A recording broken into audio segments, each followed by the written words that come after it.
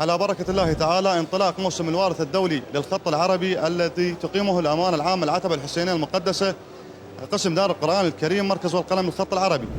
هذا العام الموسم تضمن أبرز أحداثه وهو انطلاق مسابقة وارث الأنبياء الدولية بنسختها الثانية التي جاءت بمشاركة أكثر من 14 دولة عربية وإسلامية بل وغير إسلامية، ومشاركة أكثر من 180 مشترك. جاءت هذا العام بخمس خطوط رئيسية، وهي خط النسخ وخط الثلث الجلي وخط الديوان الجلي وخط النسخ تعليق وخط الكفل المصحفي. المشاركة كانت وفيرة من حيث الكم والنوع. كذلك على غرار انطلاق المسابقة مسابقة وارث الأنبياء وموسم الوارث الدولي للخط العربي هو إطلاق النسخة الثانية من جائزة ابن البواب للإبداع في الخط العربي التي يقيمها مركز والقلم لتكريم الخطاطين الرواد المبدعين بل وحتى الشباب.